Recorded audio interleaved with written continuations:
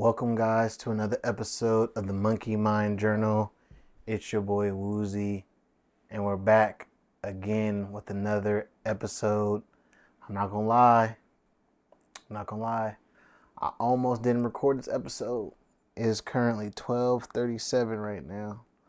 Show you the clock. It's a little bit past midnight. I don't know if you can see that, but your boy had got home not too long ago, finishing up a recording for a podcast that I'm doing, one of the projects I'm doing, and I was debating about making this, but I don't know. I'm just charged up on a different energy, so I decided to push through, and here we are. But before I get to any of this, do me a favor, like, comment, subscribe. If you are listening to this through the newsletter, do me a favor, send a quick reply letting me know how you've been enjoying it so far. Any topics you want me to talk about, let me know. Again, if you haven't already, subscribe to the YouTube channel and rate the podcast 5 stars on Apple Music. And I don't know if I'm on Spotify yet with this one. If it's not on Spotify, I'll be on Spotify soon. But yeah, Apple Podcast for sure. Rate that 5 stars. And that's pretty much the housekeeping for today. Yeah, I wanted to say I just got out of a... Hold on, let me get some water. Yeah, I just got out of doing a shoot, so that was dope. We had a really good conversation. And the conversation I had at that podcast kind of, ties into what I want to talk about today, so it works out. Before I get into that, let me give you guys a song of the week. One of my favorite artists, sleeper artists in my opinion.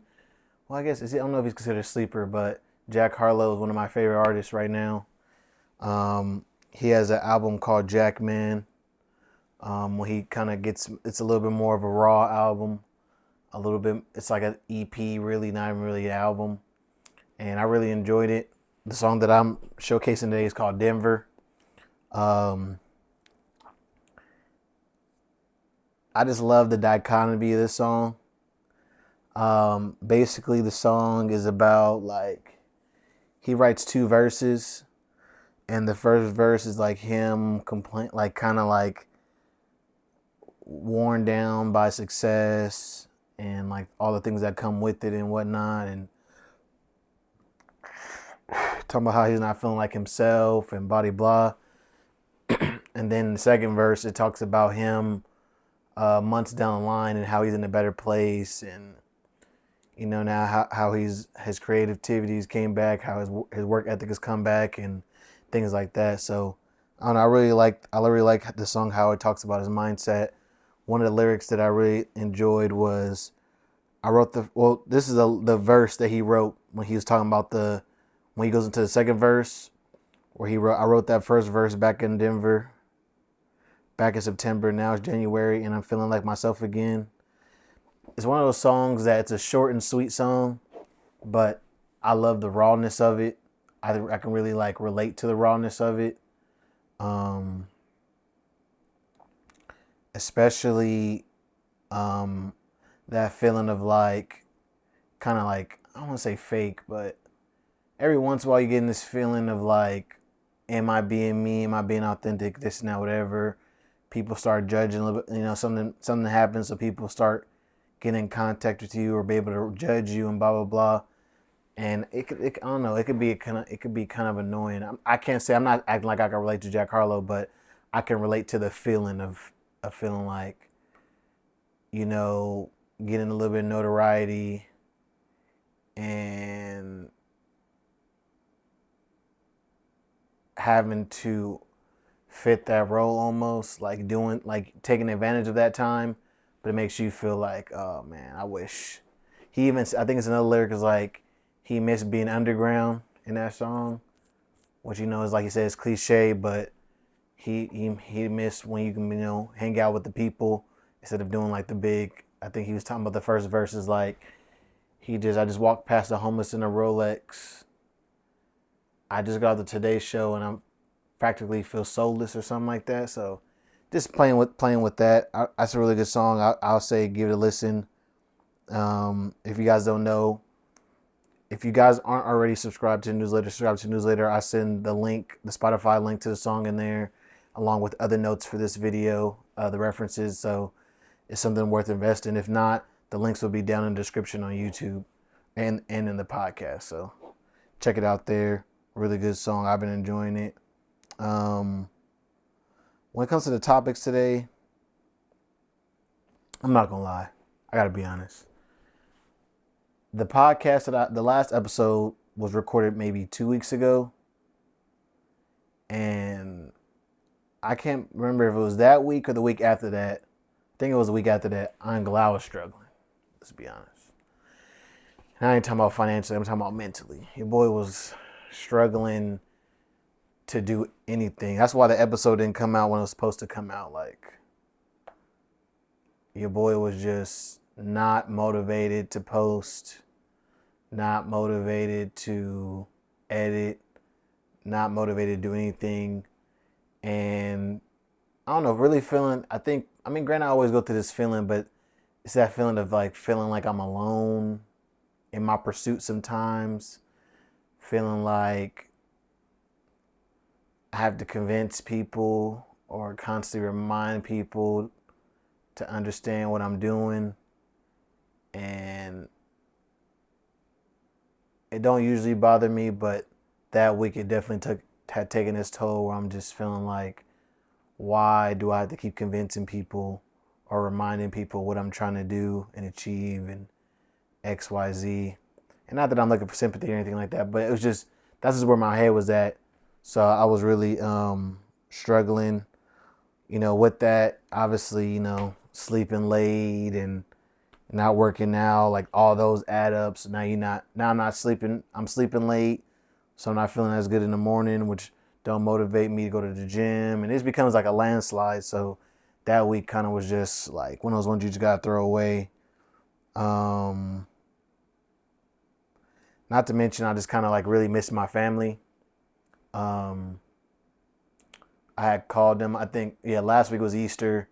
So I had called some family, and, you hear them in the background giggling and chuckling and having fun and enjoying themselves. And while talking to them on the phone is cool, it really ain't the same. Like, some people say it's better than nothing, but for me, I'd rather have just not have heard them in the background, honestly, because it's one thing when you have to work and I could be there later, but to know I can't be there at all because I'm in a different city, it's kind of rough. Not gonna lie, it takes its toll, been taking its toll on me. I'm a very family-oriented person. So yeah, last week was just a challenging week for me, as far as just a reminder that I'm not at home and not in a comfortable place. But I think that also empowers me to go harder. Again, another reason why I'm doing stuff like this, where I could have just went to sleep and worried about this tomorrow or just push this off to next week, but really trying to stay motivated and keep on grinding and doing the things that I said I'm going to do.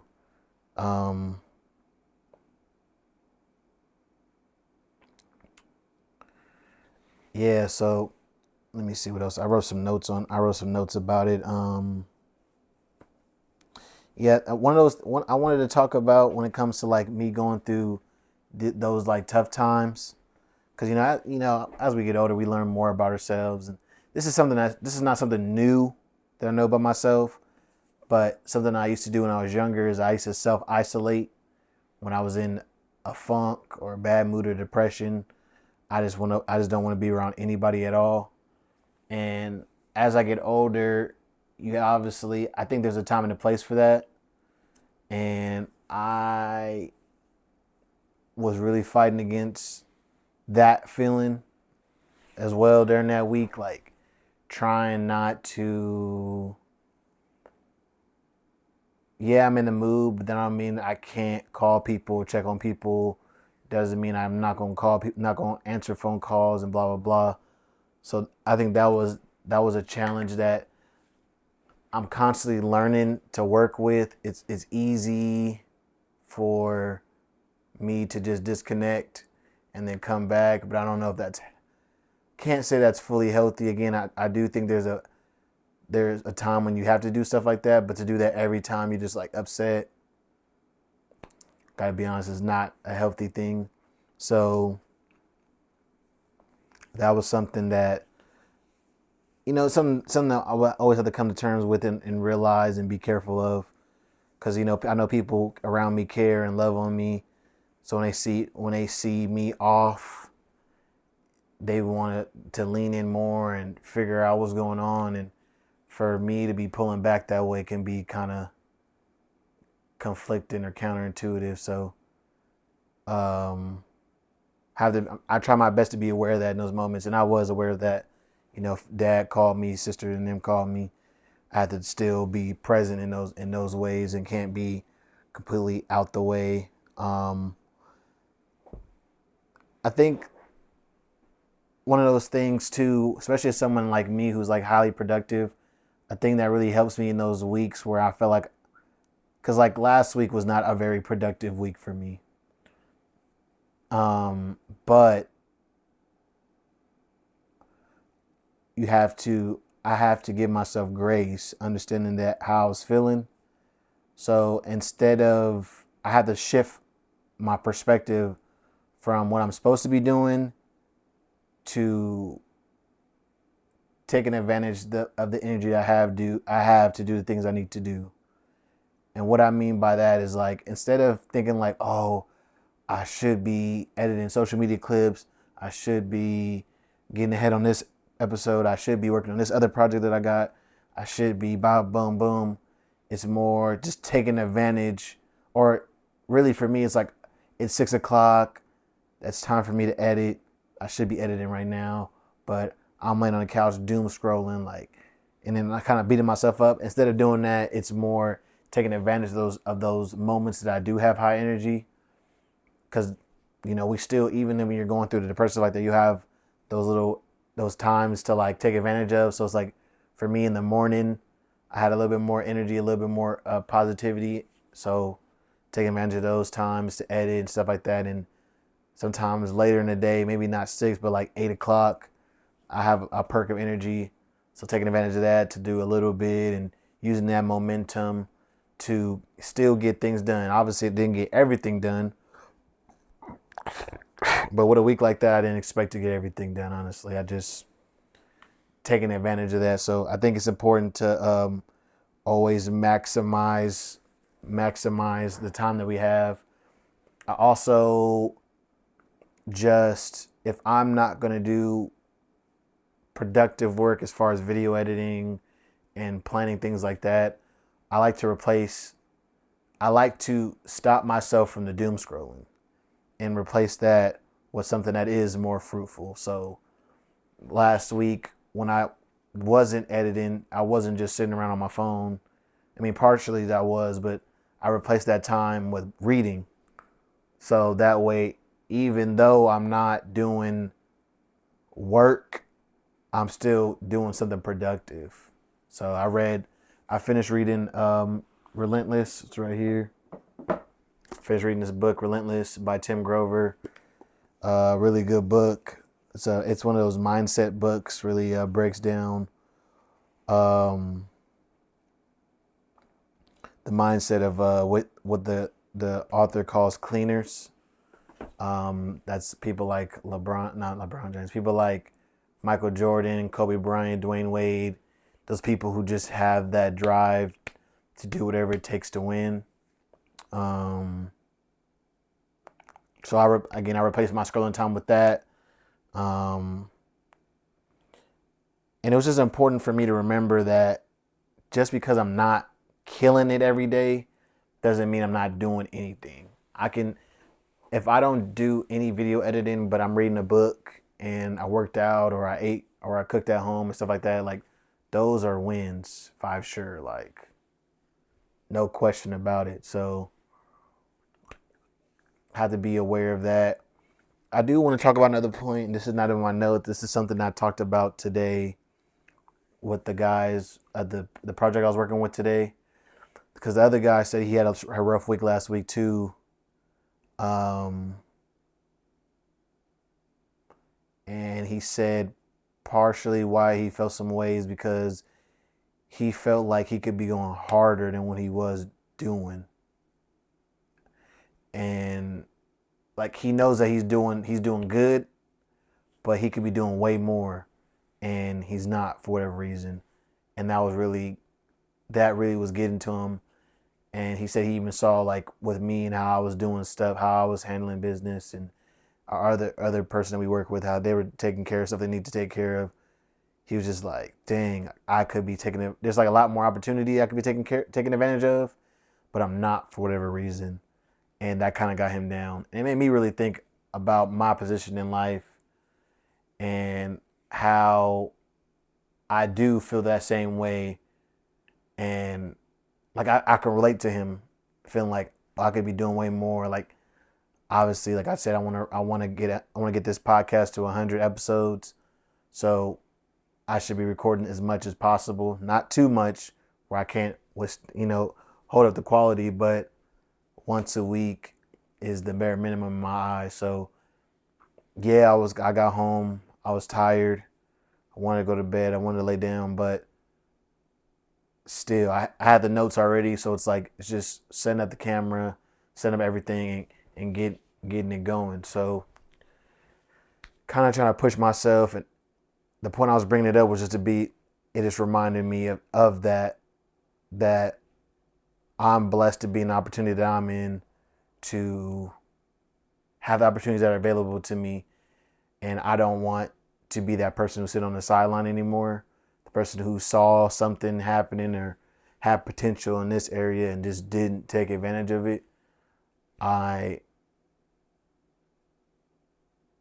Even though I know that I do a lot, nonetheless, even on my low day, like I do more than most people on my non-productive days, I still want to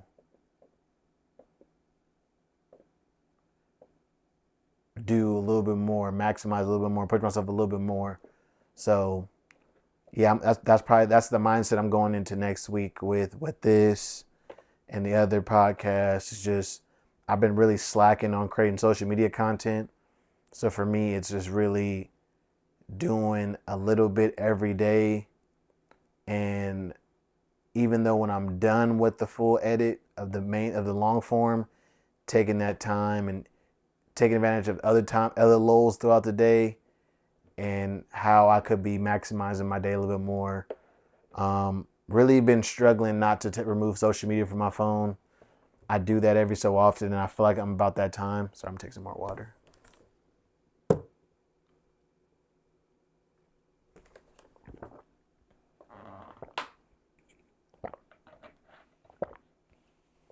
My mouth is dry. But yeah, I was saying like I haven't been doing social media clips, so I want to take that time to really dig into that and like I said, take advantage of the other times. Like, yeah, I work 8 hours a day, but instead of listening to music, instead of watching YouTube videos, maybe use that time to listen to podcasts and kind of map out the clips at least, so that way when I go back home to edit, I know where I can cut clips out, which is what I used to do. So just kind of getting back into old habits and just really holding it down. So yeah, that was last week. We all have a bad week, but I'm just happy that I was able to push through and again, able to be here and recording again and motivated, listen to some podcasts, hearing them talking about how they record twice a week and stuff like that. I'm like, yeah, like, I'm tripping about once a week, but how do I expect to ever monetize these platforms if I can't do at least one podcast a week? You know what I'm saying? So it's one of those catch-22s that are pretty funny. I wanted to get into the current events this week because I feel like a lot of crazy things happen. The first crazy thing that I want to talk about is the Baltimore Bridge, because that's absolutely freaking nutty to me, bro. Like, if you guys haven't seen it, look. I mean, if you're not sensitive to information like that, look at the Baltimore Bridge. Actually, if you guys have seen it, reply to this newsletter or comment below whatever platform you're on and let me know what your thoughts on the Baltimore Bridge falling is. Because honestly, when I saw it, I thought it was fake. I really did not like. It looked so fake. It looked like something out of a Michael Bay film. Like it looked crazy because I've never seen a bridge collapse like that so instantly. Like it was like it was a snap. Yeah, it was just like at least, and I'm gonna try my best to share the context that I know. This is not fully fact. Do your own research, but from what I understand, it was a ship from some country, and I guess the engines had died multiple times, and while the engines were dying, there was a current that was leading towards the bridge support, and by the time they were able to get the engines running fully, it was too late. They weren't able to reverse the engines strong enough to prevent the crash, which eventually caused the whole bridge to collapse. It was one of those things where when they're talking about people who were injured or if there was any bodies. At first they said it was nobody on there, and then there was talks that there was somebody. Excuse me. That there was barely anybody on there. From what I read, there was at least 6 people there on that bridge at that time. I think they said they were workers or something like that. So I believe they found 3 bodies, and they were searching for the other 3 bodies still. But the point I wanted to bring up about it was just like, I don't know, like I know those bridges were meant for boats to go under them, but like I'm surprised that bridge was not sturdy enough to support if a boat did hit that support beam. You know what I mean? Like the way that bridge crumbled, it's not like one section fell, like the whole bridge just instantly like blew up. It makes me think, because like, as soon as that happened, I immediately think about the bridge that's closest to me, which is San Francisco Bridge. And I was thinking to myself, like, man, what would happen if one of those boats hit that support? Would the bridge collapse? Like, what does that look like? Is it different between because it's cables, so it wouldn't collapse the way it did? That bridge looked like it was just like one big cement bridge, which I guess makes a little bit more sense why it would have exploded the way it did. Sorry, I got again. Man, all these yawns. I don't know. I just thought it was absolutely freaking bonkers. Wishing everybody who's involved, praying for those people, wishing those families the best. It's tough to have somebody, a loved one working or just driving through the bridge and have something unexpected like this happen. Especially when it was like, can't say it was nobody's fault, but it was a fault of like something that is just like freak accident, like the engine not starting. So, wishing them healing, and I guess I'll try my best to stay posted on information. Not that I'll keep bringing it up here. I don't think this is that type of platform, but I do want to keep just a little bit. I don't like the little. I like to know a little bit more. So like, didn't know if there was any people. Now I know there's 6 people or potentially 6 people. They found 3 bodies. I like information like that. I don't really get into like what's happening to the people on the boat and go into all that nitty gritty. I let that come as it comes. But that was crazy. Another thing, the big 3 beef. And actually this is like, so let me get into it before I get into that part, because some new stuff happened today with the beef. But to give a little bit of context, J. Cole and Drake made a song called First Person Shooter, where J. Cole said something along the lines of like he respects the big 3, but he's feeling like Muhammad Ali, saying like he's the best or whatever. and then Drake took some shots at Kendrick Lamar. Talking about there's no big threes, it's just big two. Just like him and J. Cole, like he don't consider Kendrick part of the big three, like or one of the top. So when Metro Boomin and Future made an album, there was a song called Like That featured Kendrick Lamar, and Kendrick Lamar had some things to say. And I'm not gonna lie, I thought it was pretty, like, some little jabs, but nothing serious. Like, he had some pretty good bars though. There ain't no big three, it's just big me. He said something to the effect that it's K with all my nines, and this is Pet Cemetery. So another shots at like Drake, and then the For All the Dogs, and it was just good.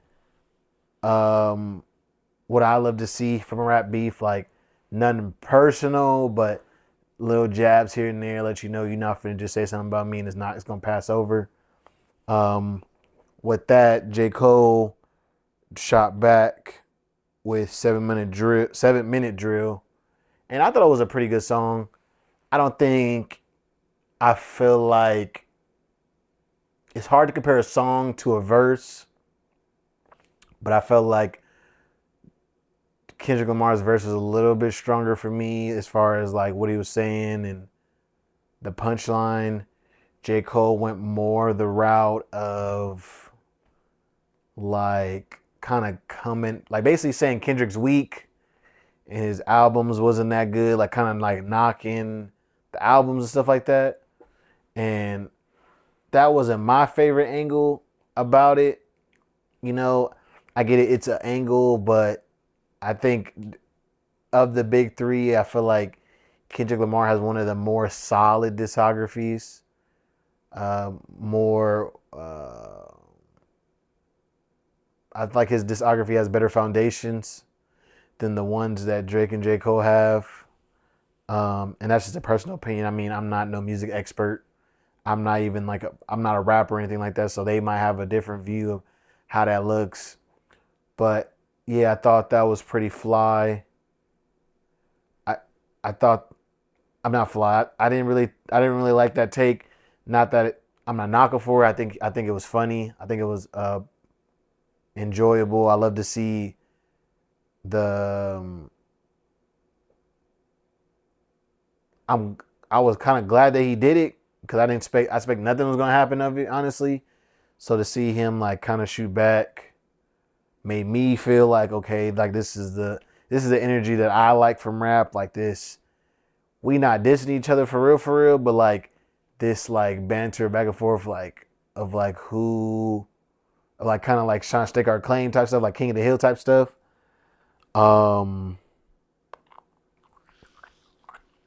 Music for me personally has been a little bit dry. Again, I'm a Jack Harlow. I've been a recent Jack Harlow fan, but when it comes like I'm a J. Cole fan, I'm a Kendrick fan, I'm a Drake fan. So as far as from them, like I kind of like this beef because it spiced it up, shook it up a little bit. But it did feel a little random.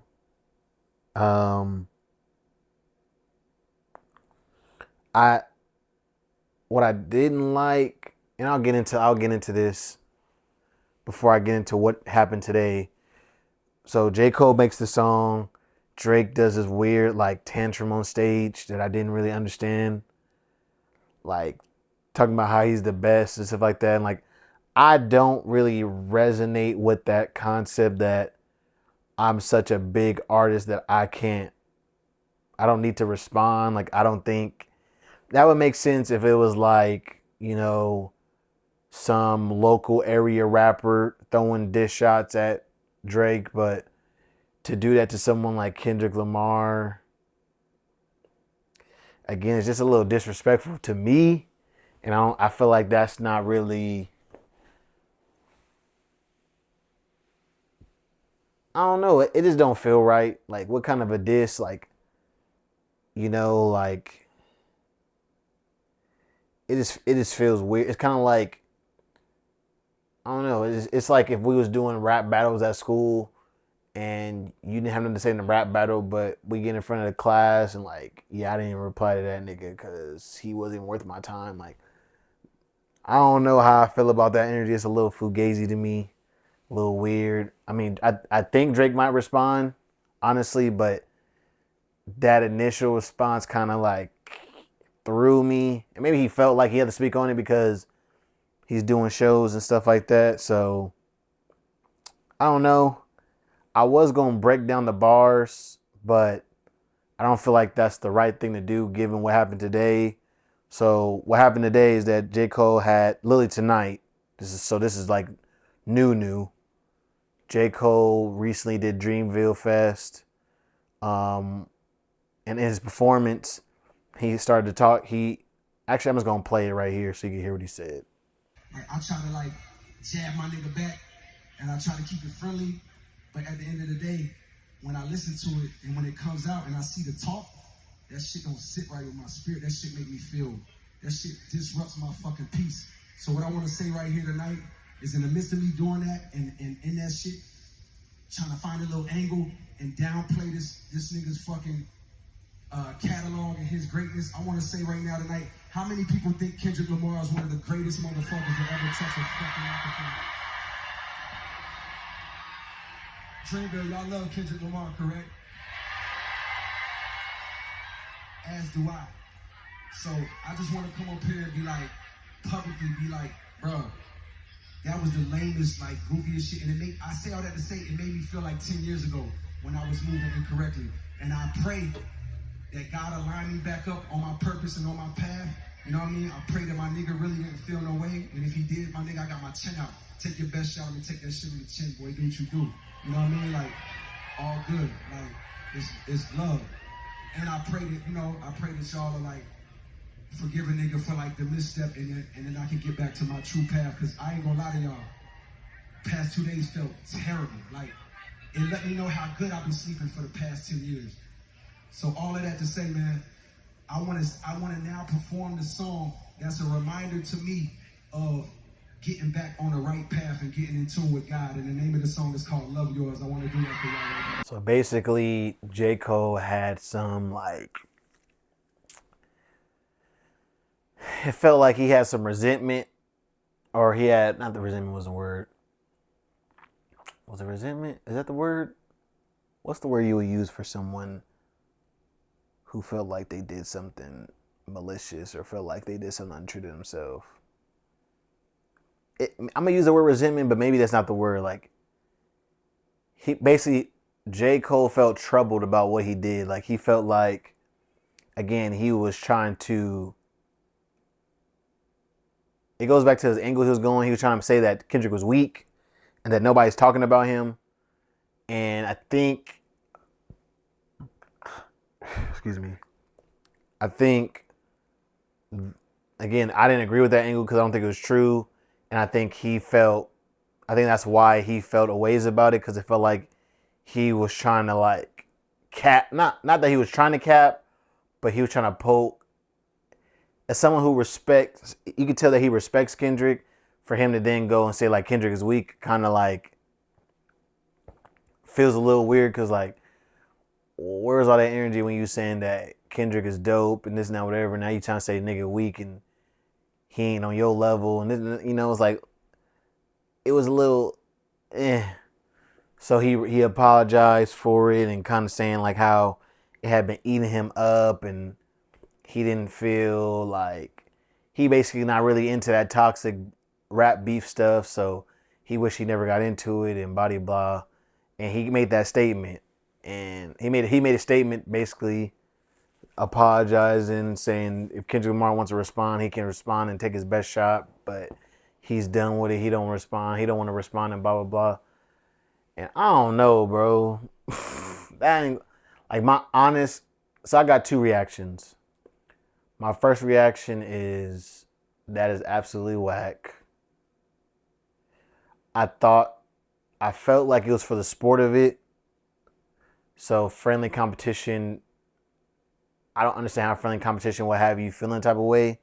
I get it, the way that he went the material or the type of information he tried to use to this was a little like personal.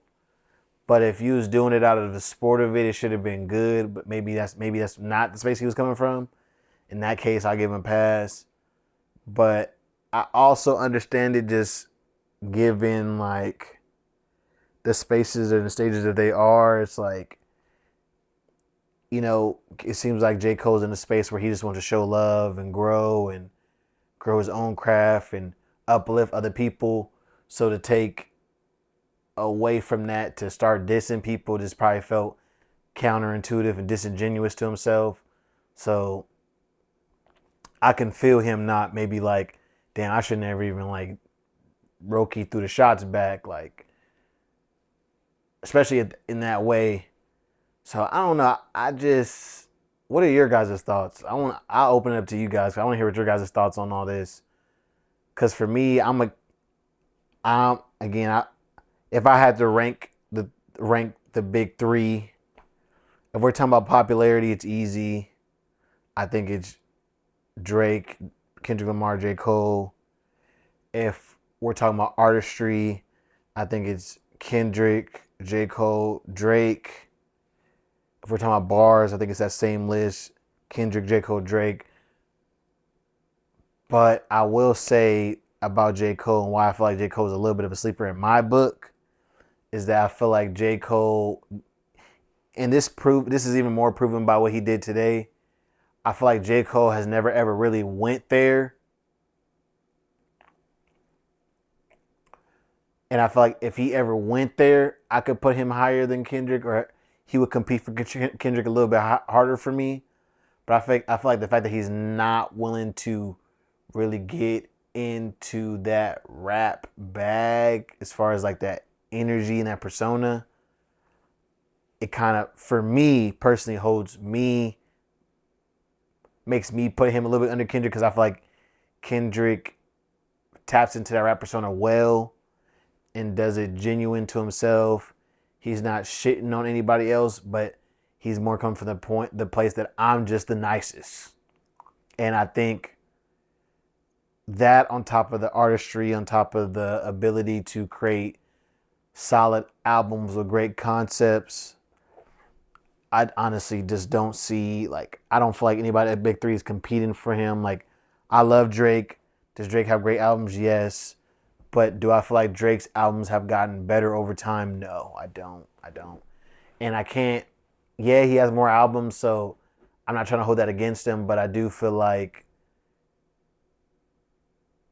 again, it's not like every other album is good or something like that, but it's like, or it's not even like they're like flops either, but it's just, for me, like, on an art, like, again, he's the most popular artist of the Big Three, no question, but I just feel like I wish his music would evolve a little bit more. I feel like Drake now is not that much different than the Drake I was listening to when Houston, Atlanta, Vegas was running around, or Thank Me Later, or Take Care was coming around. So that's just me and my personal opinion. Again, who am I?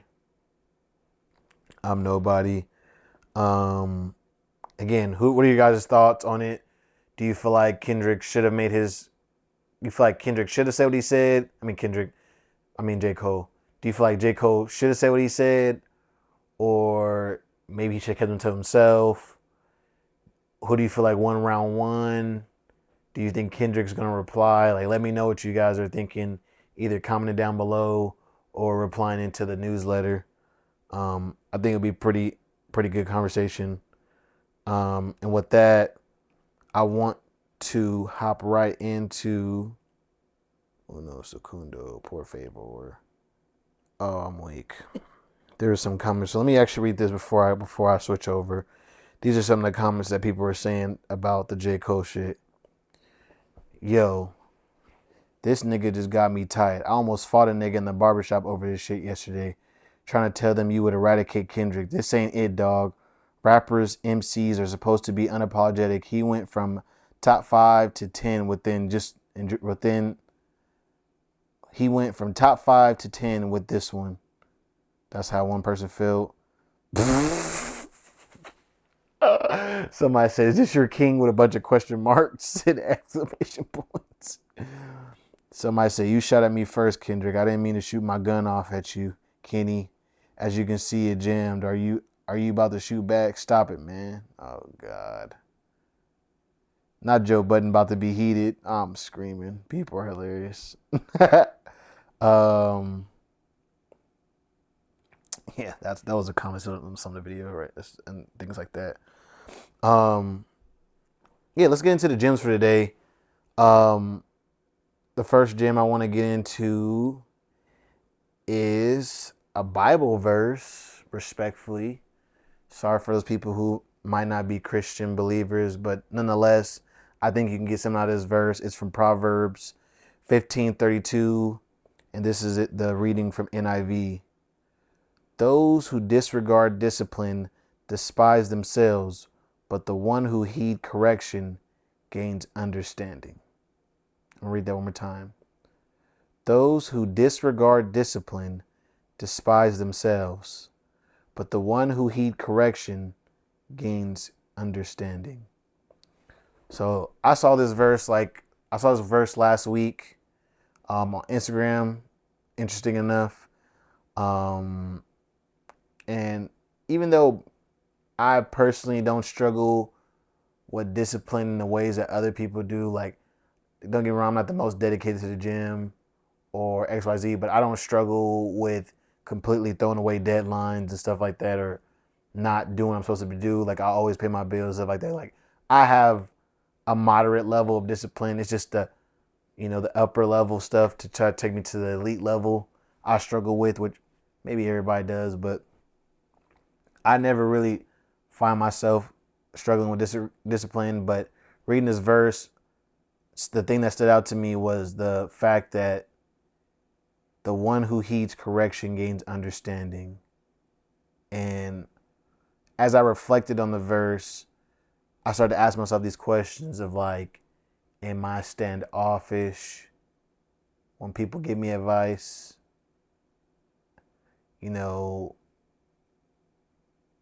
Or maybe the question is more, what am I standoffish about? Maybe, because I feel like we all have certain stuff where I could be more willing to listen about certain things, but other things like, no, I'm not trying to hear that, bro. Or I'm gonna tune them out and stuff like that. So, excuse me. I think that was like a good question for me to reflect on, of like, because I do find myself standoffish when it comes to people telling me what I need to be doing. And I think it's very dependent on the person, because I got to be honest, I can't stand when someone who I feel like is not doing, someone who's not living up to their potential is telling me what I need to do. It's a little iffy, throws me off a lot. So being able to sit there and reflect on that was good for me, because just because that person may not be living up to what they're telling me, that doesn't mean the information they're giving me is not valid. The information they're giving me is not fair. That the information they're giving me is not worthy of that information. And I think it's good to be in remembrance that that's the case. Because again, the one who heeds correction gains understanding. Just because someone's not living their life right don't mean they can't correct you. Period. Even though we would like them not to, that don't mean they can't. That don't mean they can't see when you're doing something wrong and make a note of it. So that was that thing. I kind of touched on the second part, which was like, does the person matter? Yes. I have to say yes, that person doesn't matter, because while I did say what I said, I do feel like I have to be very wary of who is trying to correct me, because if it's something that, if they're correcting me on something that I said, like, hey bro, you said you're gonna do this and you're not doing this, that's different. But if they're trying to correct me based on their information or what informs them, I think I'd be a little bit careful, because I run into that issue where it's like, yeah, I'm not trying to do this because I'm trying to save money, I'm trying to pay off my debt, blah, blah, blah. Oh, and they're like, oh, credit card debt is normal, blah, blah, blah, blah. Try to lead you down the road that they feel like is normal. And I have to, yeah, in that instance, I won't heed in understanding, because that's just not, while yes, I agree that credit cards can be useful and aren't as harmful for all people. I do know for the majority of people aren't using credit card aren't using it well. And for me, in my situation, I don't need to be using credit right now until I get a hold of my debt. So, no, I'm not trying to hear you. I'm not trying to hear that. And I will not listen to you when you talk like that. So that was a reflection point. Another reflection point was, what are some areas that I'm protective in? And this is kind of similar to like what am I standoffish about? But there's also certain things that I think being standoffish is like knowing that I'm good in this area and I want to hear it. But I feel like being sensitive is the difference, is like things you don't want somebody to see or tell you about. So like something that I'm more sensitive about is taking myself to the gym. I very much so struggle with going to the gym. I'm not gonna lie. And it's really just a will thing.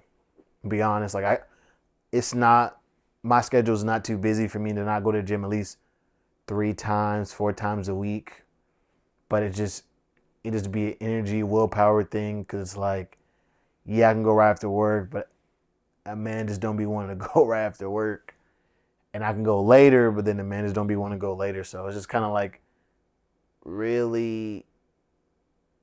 And then like, with that being the case, I feel like I am protective about that area, about someone kind of give me advice on it. Cause it's like, what?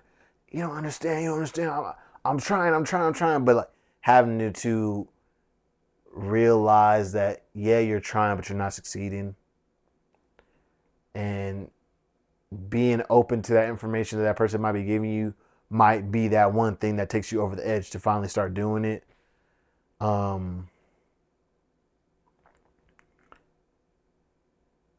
Yeah, that's what I was thinking about when that verse came to mind. And it made me just think about on the opposite end, if I'm telling somebody information, like to also be careful the energy that I'm putting forth. If that person's not heeding that information, like we all know that person that we keep giving advice to, and they're not applying it or it's not going through. I think it's important too to remember in those moments, like to heed or to be aware that, is that person taking advantage of that advice? You know, it don't look like they gotta accept it in that moment, but I know some people where you'll tell them something and they'll be like, I don't want to hear that. But they'll apply it later on. Like, I'm okay with that, but nothing worse to tell somebody something and they kind of throw it back in your face like, well, you're not doing it, or they don't apply it at all, or XYZ. Like, I think those are the aspects. Those are the aspects that I was thinking about when I was reflecting on that verse. So I wanted to pass that to you guys and, let that marinate.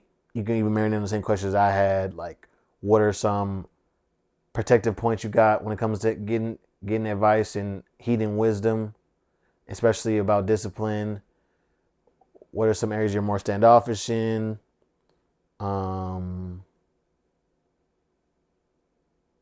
Yeah, like, see what I want to know. That, not that you have to send that to me. If you care to share, you can. But if not, I don't think you. Yeah, if you care to share, you can. But those are some questions to help you maybe wrap your mind about it while you reflect on it. Maybe even write a devotion or however you're feeling. But yeah, I think that is a good verse that I'm probably gonna write down somewhere and keep it around, because it's super duper important to just take advantage of all the advice that comes to you, especially if it's working. It will help you work in your favor, help you get that much further, because I think more people are out looking out for the best of you than they are looking out for the worst of you. And I truly believe that about most people. Like, I think most people want you to win before they want you to flop. So, any hoodle, that is that. I have another one. This is a fun one. This is actually a throwback. So, if you don't know who a player by the name of Allen Iverson, his name is also AI, also goes by the nickname The Answer, played for the 76ers. So I gotta get some water. My mouth is dry. I don't know what's going on.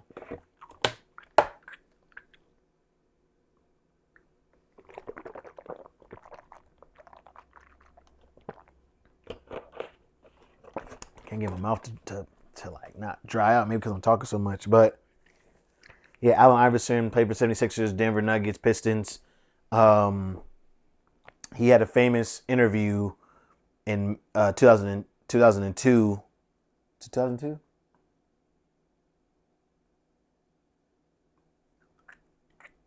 I think it was 2002. May 7, 2002. And it was talking about, it was a famous interview where he's talking about practice. Y'all, we ain't talking about the game, we talking about practice. I had always seen that clip. I thought that clip was funny. He was laughing, the people was laughing, blah, blah, blah.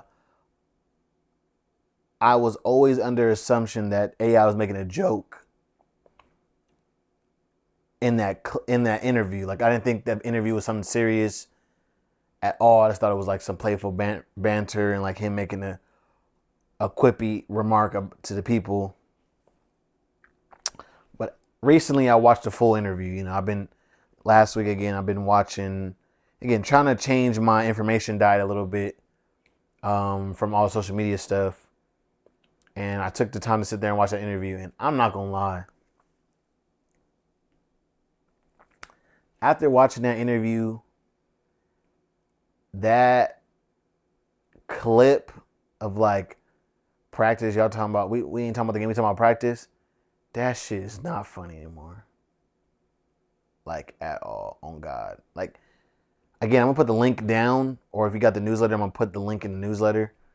I ask you, you don't have to watch it right now, but when you get a chance, watch the interview fully and be aware of how AI is carrying himself and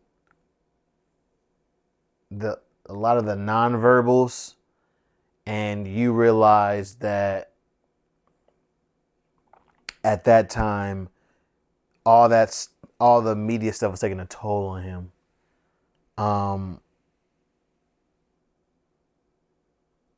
And while, again, he was laughing and making light of the practice stuff, he wasn't making a joke. Going back and watching it now, like, yeah, he was making light because it was like, oh my God, we talking about this again. But you realize like that was something that actually was really bothering him, because it's like, are you kidding me? And there's 3 things for me that stood out in that video, and I wanted to talk about. These are 3 things.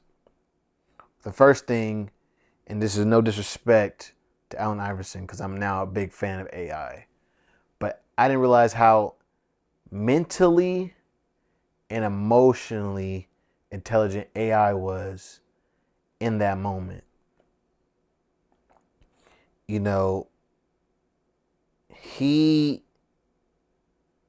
was emotionally intelligent because, did he get a little emotional? Yes.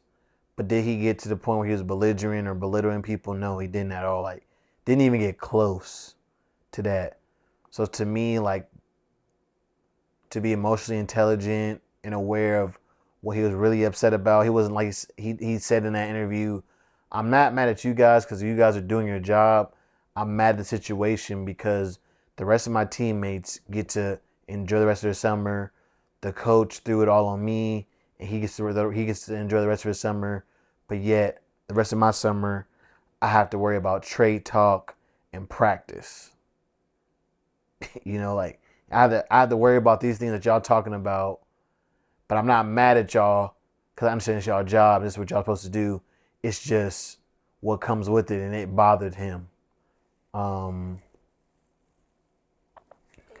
So like I thought it was it's easy to see something like that from hindsight, but for him to be in that moment and realize like, and granted, maybe I'll say this, he had been going through that for a while, but like he said in that interview, is that I'm the MVP of the NBA right now. Like that means the NBA said I'm the most valuable player of some of the best players in the world, and I'm worried about getting traded. Y'all asking me if I'm gonna get traded, if I want to leave, and blah blah blah. Like let's be honest.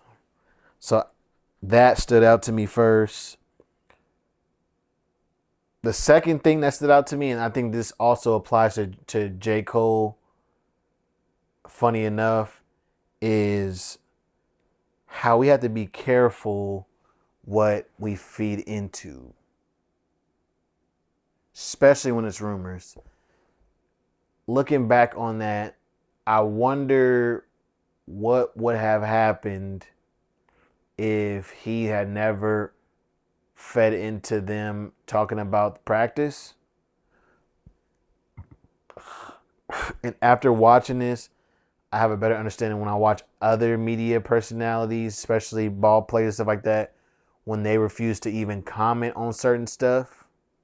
Because at first I'm like, oh, why don't y'all want to comment on it? Just give a little brief answer, keep it clean, blah, blah. If it's, if it's really like nothing serious, like just make that known or whatever. But after watching this, I ain't gonna lie, I'm starting to lean towards like maybe not saying nothing at all.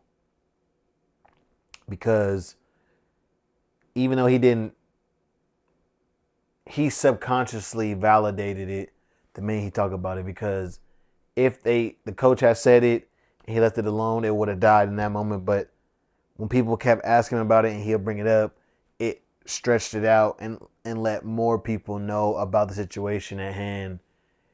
And that was his intention. He was just trying to share his part of it. But I think it's something to be aware of. And sorry.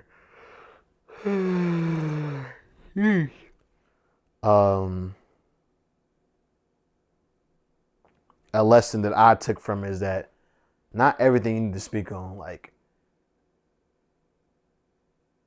you can say your I think if he stopped at I don't have no problem with my coach, I love my coach, I'm trying to stay here in Philly, and kept it like that.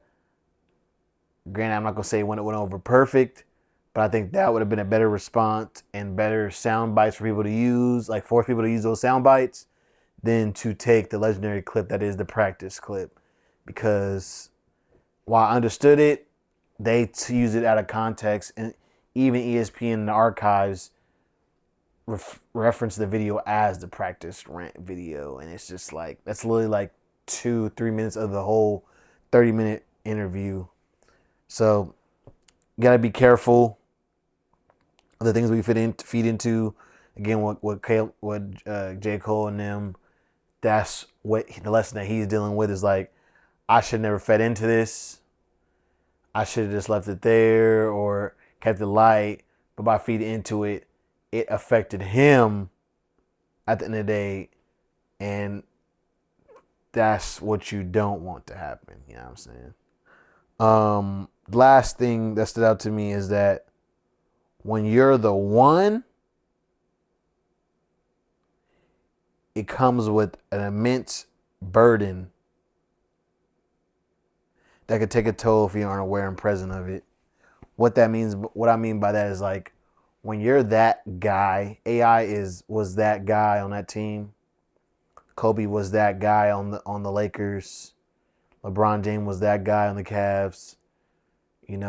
Sometimes we have that guy at your company.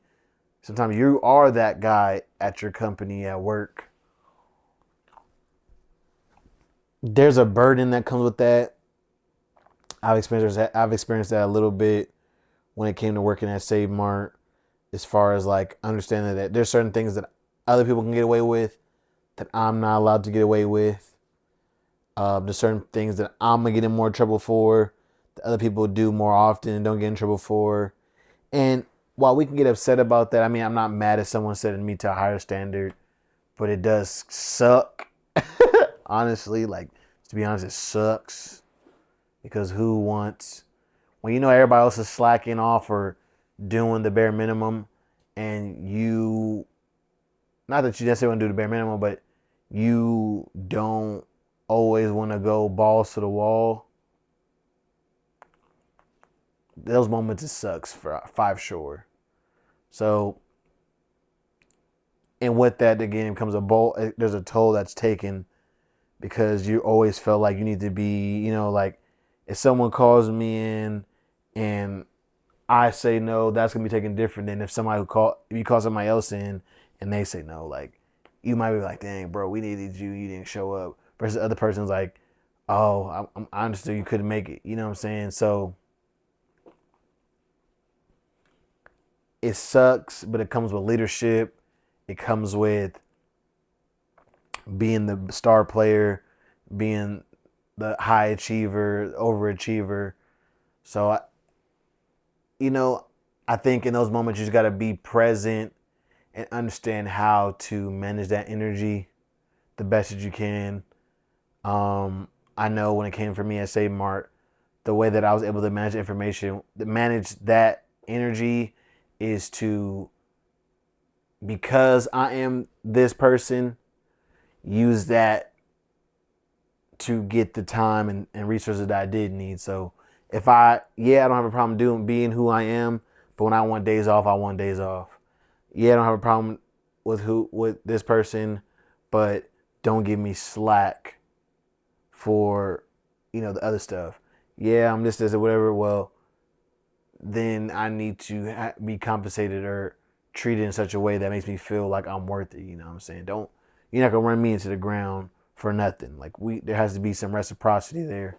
Same thing, obviously, with AI. Like, obviously, he got paid more money, but I think I can't really speak to his situation, but understanding that you're the one will allow you to then put the safeguards you need in place to continue to be sane. Like, maybe if he knew a little better, he could have did something different with the interviews and pass an interview or figure out, what he could have did and blah blah blah. I'm not saying that he did know that already, but I don't know. That was just what I felt like I got from it. Again, I would recommend you guys to check it out. Really good watch. Probably one of my favorite interviews I watched in a long time. Not that, not just the entertainment factor, but just to see, again, that way that he was articulating himself and trying to take the time and being empathetic and stuff like that and trying to get his point across. I really, really enjoyed the interview and thought it was a great time. The last clip I have for today is this Instagram clip by Drchatterjee and Gabormatemd. This is, I believe, Drchatterjee has a podcast, and on Instagram he shares his clips, obviously. And in this clip that he shared, it was about, like, it was him and Gabormate. I don't know if I'm pronouncing that right, by the way. Please forgive me if I'm not pronouncing it right. About Gabormatmd is his tag on Instagram. He was interviewing him, and they reflected on sacrifice. And Gabormate said that if he could do it again, he would do it differently. And what he would do differently is not sacrifice as much. He explained that when he was younger, he was willing to sacrifice everything. Or not everything, let me tell you that. He didn't say that verbatim, but he sacrificed a lot of things to grind, to be in the position that he's in, to make as much money as possible, blah, blah, blah, blah. To achieve these goals is a better word to say. He did all these different things to achieve these goals, and ultimately, he felt like it wasn't worth it for what he had to sacrifice. So he actually shared something from Winnie the Pooh, which, fun fact, Winnie the Pooh is my favorite character. My favorite Disney character, I believe. Um,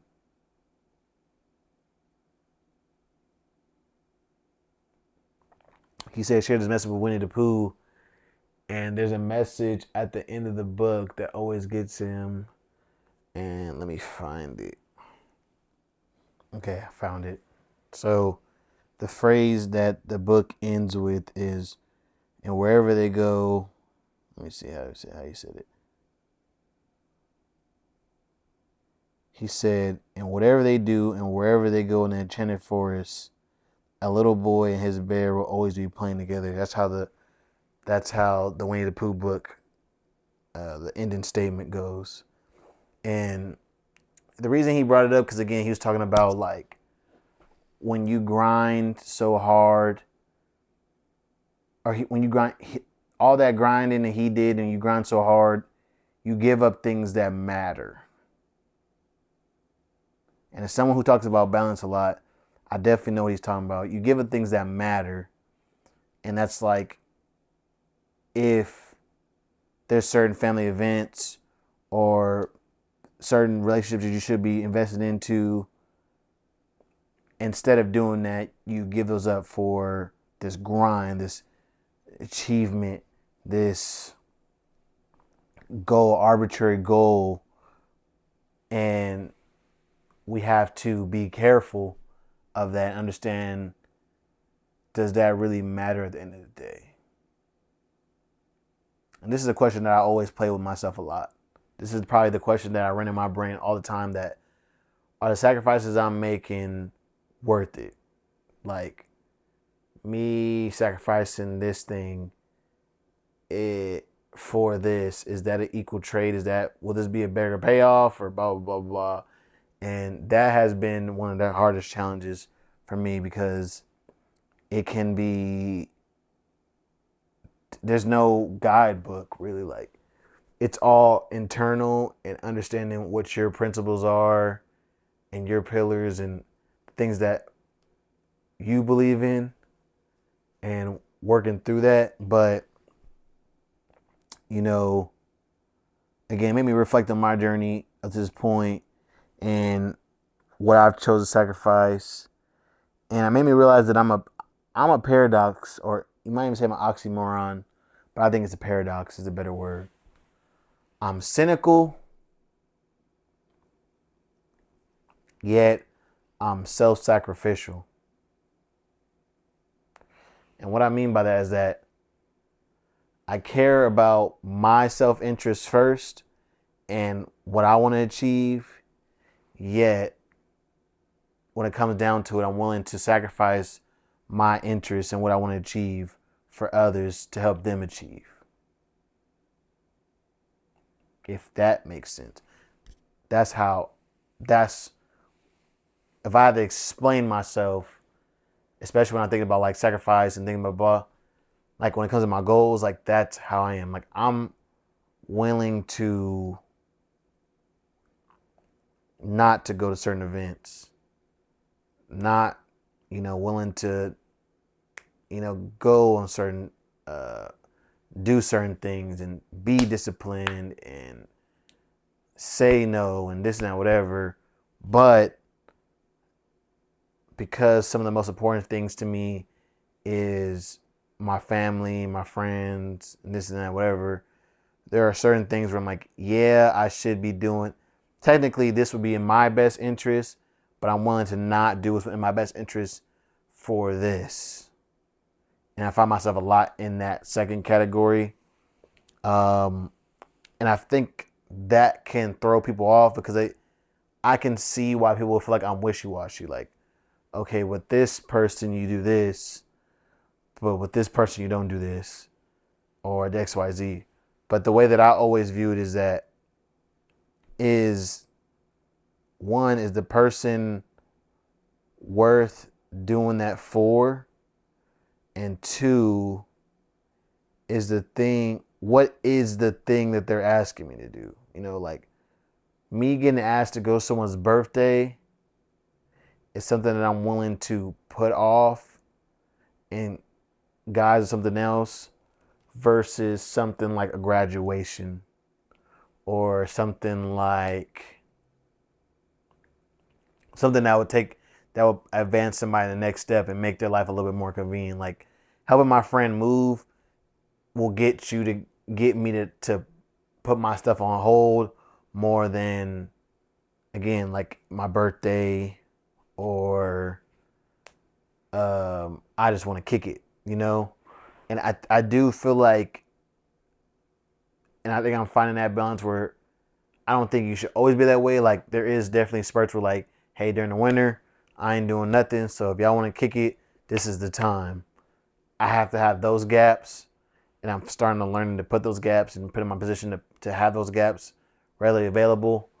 But yeah, man, when it comes to this like high level achieving stuff, bro, it can be so hard to gauge sacrifices. And let's see what else I wrote in here.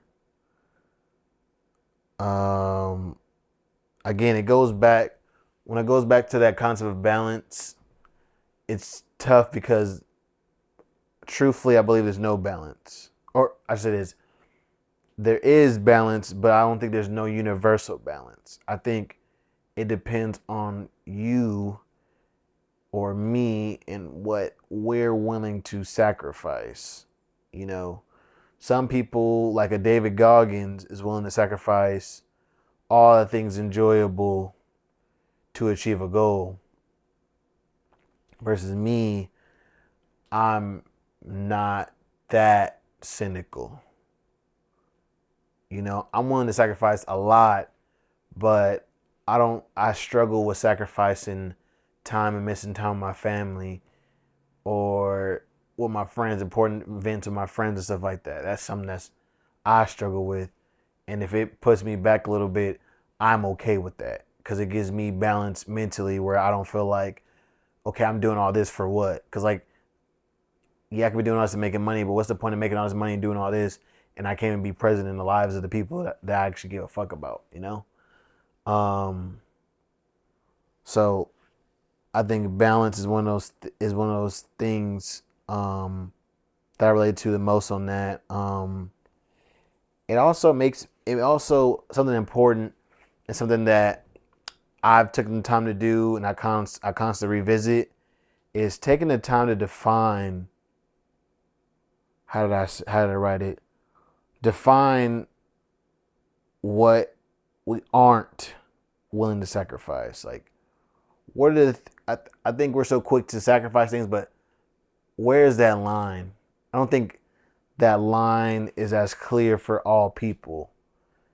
Because if it was, then we wouldn't sacrifice certain things. But if that line's clear, we know I'm willing to go up to a point. So like I said to you, I'm willing to sacrifice things like going to holiday events, birthdays, just kicking it, drinking, this and that, whatever.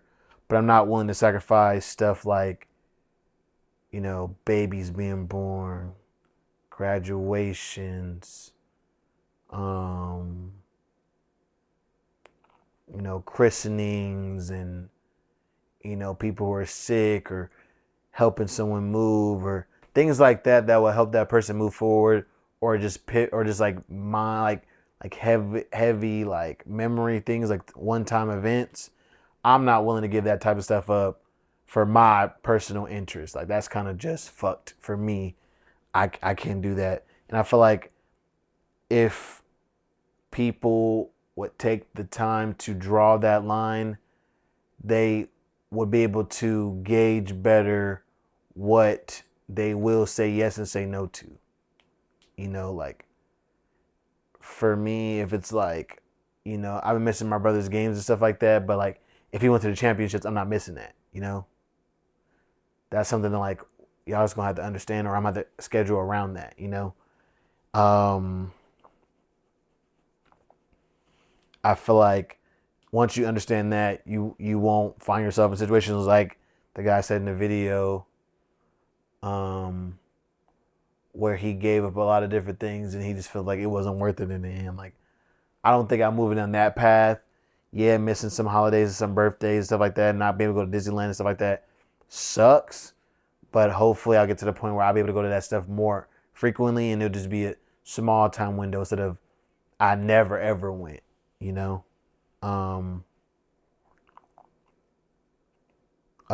There, yeah, that was pretty much it. Really, just the definition, because that having that definition and defining that line just helps you inform what you're willing to do and not do. Pretty good clip. Really enjoyed it. I've seen that guy before, the Gabormatemd guy,